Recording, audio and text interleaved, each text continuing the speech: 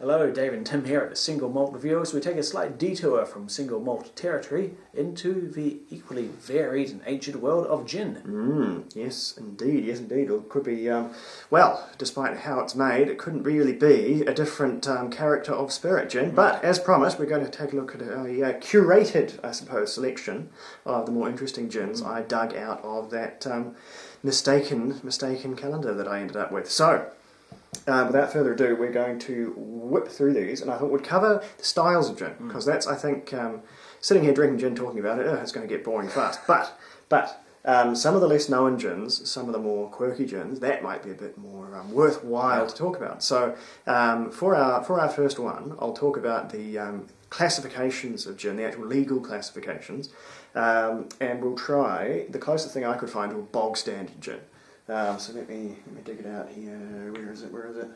Here we are. The very originally named City of London, London Dry Gin, which is probably the least interesting of all of them, because it's underproof. Well, in America it's 37.5%. But I thought this was interesting because it defines a couple of these legal kind of things here. So pull that one out for us, Dave, while I rattle off on the things. There is in fact three classifications of gin, and this isn't even, old Tom Slow, different types.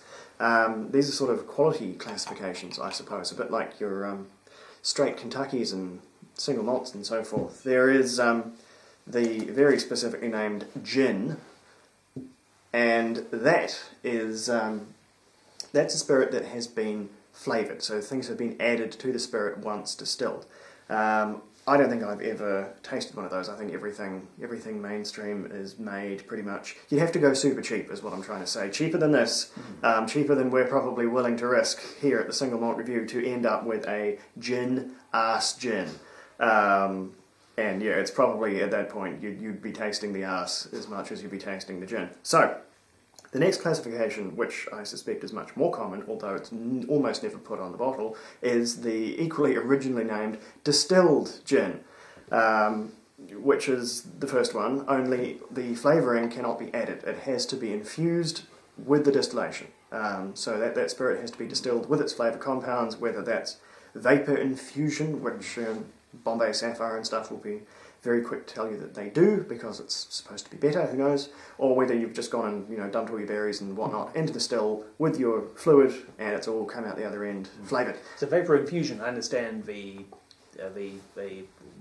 alcohol boils up and the vapour passes through essentially a giant wicker tea through bag a big basket, yeah, with all your stuff, which means I guess the theory is that you get good contact with all of your botanicals, but they don't themselves get sort of spoiled by getting superheated and boiled in the liquid. So you'd have to do a comparison, but I think all the big old industrial ones, your Tanquerays, your Bombays, they're all vapour infusion these days anyway, so maybe that's more of the normal way to do it than not. So and yeah, finally, very, very finally, is the one this one uses. London Dry, or just Dry. I think not just London. But that classification is pretty much the last one, only it has to be a certain constituent of what the internet at least defines as agriculturally derived alcohol. And that does not mean pure grain. I think that means agriculturally. So a lot of gin over here in New Zealand is made with what we call agro alcohol, which is made through part of the milk production. It's one thing you could end up with when you've done making your cheese and all your other milk byproducts. You get ethanol as part of the process, and there's nothing wrong with it. Grain alcohol it is not, but yeah, it is still agricultural in nature. So there you go. Interesting or not, but what we've got here. Gin, and I'm doing this as a Pavlovian reaction. This is what I always do when Dave gives me something, but it's going to be extremely pointless for all of these, because gin is, of course, completely clear in most of its incarnation, so we won't bother with that one, except for maybe checking the clarity, and I can confirm, yes, clear. And, yeah, bog standard. So you should be smelling juniper berries, primarily, and then the other sort of stuff that goes in, which can vary. I think juniper and, juniper black pepper, peel, Those are the sort of the central ones, which everything else orbits, but otherwise it can get real weird, and I think it will in some of these. This one's a very clean, very mild aroma. There's juniper and not much else.